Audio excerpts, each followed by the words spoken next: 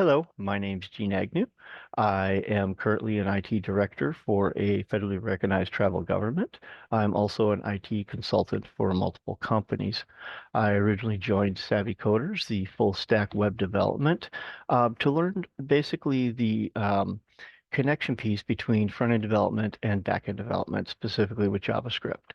I've got 30 years experience in the IT industry. I've done a lot of front end and a lot of back end, but it was that middle piece that was really kind of something that eluded me and something I never really got into. And having clients asking me about these particular things, I thought it would be a great way to learn some more technology and be able to put it to use. So with my capstone, the problem that I noticed that I wanted to solve was I work with a lot of tribes who have to collect cultural information anytime there's ground disturbance in a particular area, especially building highways, roads, railroad, big construction projects, especially dealing on a state and federal level. And the tribes have the ability to work with these construction companies and contracts to basically be able to monitor any ground disturbance that's being done. And here in Alaska, there's a lot of new ground, hasn't been disturbed in hundreds and hundreds of years. So it was a way for the tribes to be able to collect any cultural information, to be able to preserve that. So what I noticed was when they were out there in the field collecting this information, being in Alaska, not much cell service, Wi-Fi is not available. So using electronic devices and being able to maintain this data back into a database was not really an option. And so I thought, well, they're collecting all this data, usually on paper. Once they get back to an office, they lose the paper and then they lose their data. So my project basically was something to solve that. So let me go ahead and share my screen here. Okay. So my project basically I called the Cultural Archiver. And as you can see here on the homepage, it basically describes why cultural preservation, why is it important? Why do people do it? Why is there a need for it? And basically to help the tribes basically keep that heritage. And it goes back to a lot of different things, a lot of cultures lost, and this was just a way to preserve it. So on here, I also have an API here pulling current information. I used Anchorage just because that's the nearest large city to where I'm currently located. And here it pulls what the weather is, the temperature, and then we've done a little conversion on what it actually feels like. If we go over to the about and contact information, this is basically more like directions on how to use this particular application. Right now it's basic. We need to fill this out a little bit more, but basically on how to use the application, how to create a point, search for points, and use an administration panel that we're building out for here. And then again, the contact information, if there's any questions, comments, a way to reach somebody to be able to deal with that. So our first main view is basically creating a point.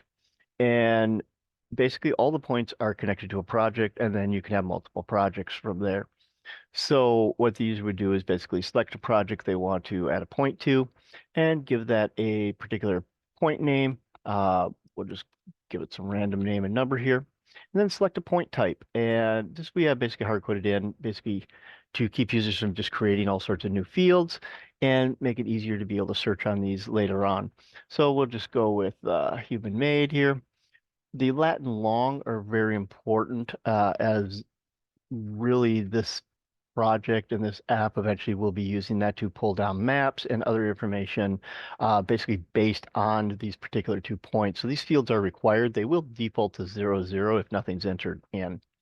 We'll just leave it that for now. And then note fields. This is just basically free form. Put whatever you want in there for notes. And then once you get your information in here, submit the point. And once it's been submitted into the database on the back end side, it will tell you the data is successful for this particular data point. Once that's clicked OK, it clears the screen and allows you to basically enter another one. So this view here is basically just a data entry. So you could have someone in the office has all the different data point information, and then they can just sit here and enter in all the data points for the different projects. Once there's data in there, you can then search on the points. And this particular view here, basically they search on it by a project.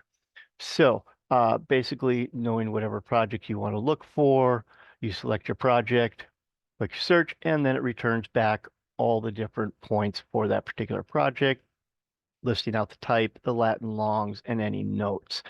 We are currently working on actually formatting this to make it a little more friendly to be able to see the fields better. And in this case, another option that we are building in is the select feature, currently not available.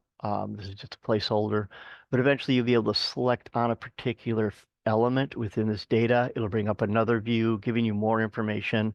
Hopefully, eventually, you'll be able to save photos and actual scanned in documents for that particular record. Also bring in, satellite imagery and other things from like NASA or Google Maps, doing that out of their actual image libraries. Um, and that's basically really the main thing that I wanted to do. And once I got to this point to where I was actually able to create data, save it to a database, and then pull it back out, that was my objective for joining Savvy Coders. That was the point where I was able to say, hey, I did what I set out to accomplish, being able to do that. And actually having all that written, if we look at some of the code here, let's see here.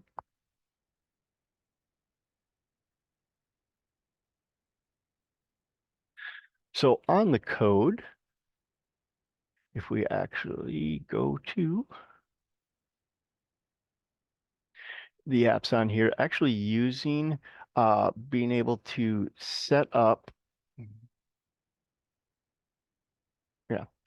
So this first one here, this is actually the basically the schema that's being saved to the database. And that was really interesting, especially coming from an SQL background, now using Mongo, which is a NoSQL. There was some concepts I had to wrap my head around that were completely different than what I'm used to. But this is basically defining what the schema is for the data itself. And then basically being able to use um, in the router section, the different gets and the posts to be able to move this data from where a user entered it into the database. That was really a good experience for me and learning that point. And Savvy Coders was really what I needed to be able to get that done. Then the next thing we have is an admin panel. Right now, we have no authentication as far as usernames and passwords that should be built in later on. But on an admin panel, it's almost essentially like the searching points, except when you basically select a project, it basically puts them in the form field to basically be able to edit any of the data at an admin level. And then once you've edited that data, you then can save it. Right now, the save button is a function we're working on. So it's just a placeholder at this point. One thing I'd like to note though is we do have a field here called data point. As you can see, they're all set to true right now, that you don't see, the user doesn't see when they actually do on searching points. This is actually a field for an admin. If an admin sets it to false, it's kind of on the user end, it's as if that point has been deleted. They won't see it, but yet it's still in the database and record, and that's controlled by an admin. A lot of times I find in these particular with field text and stuff, they think they got something wrong, they delete it, but they end up deleting something that was actually useful. So in this case, an admin can actually set something to false. It doesn't show up in the other data, but the data is still there. And if an admin actually wants to delete the whole record, they do have that particular ability. Um, so that's really it as far as how this actually works and runs. Again, I think it was a pretty unique project. I enjoyed doing it. Savvy Coders was great. It gave me the knowledge that I needed to. But the aha moment for me was really when I was able to connect that front end to the back end. And that's really what I wanted to accomplish with this. And I feel that Savvy Coders allowed me to be able to do that. So again, my name's Gene, and that's my capstone project. Thanks. Have a good day.